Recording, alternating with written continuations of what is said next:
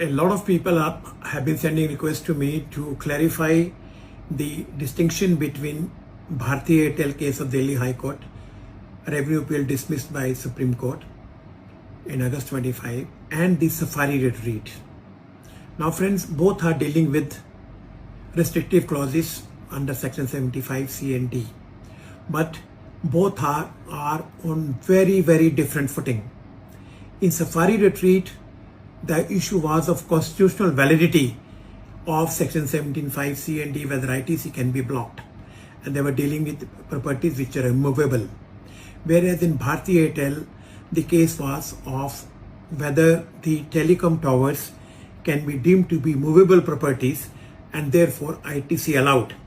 Both were dealing in 17.5. Bharti Airtel were dealing with an exception of 75, whereas in Safari retreat, Supreme Court was considering the constitutional validity of the 17.5 C and D, the provisions where the ITC is blocked.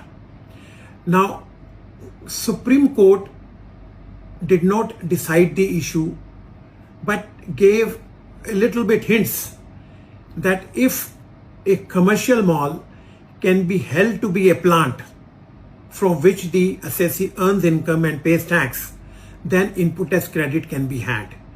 To effectuate this proposition, they laid down a functionality test that the courts will have to consider what is the function of a particular immovable property, and if this can be held to be a plant, then ITC can be given, and therefore Supreme Court remanded the matter to High Court to consider whether the shopping mall which was being built by the petitioner could be held to be a plant.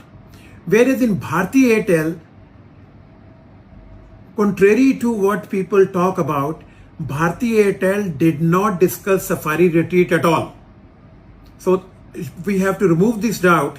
I see a lot of people, Bharti Airtel considered Safari. No, Bharti Airtel's Safari retreat was not discussed at all. Bharti Airtel, the question was whether the towers being put on the cement and sand stands with screws and nut bolts, could they be held to be movable property?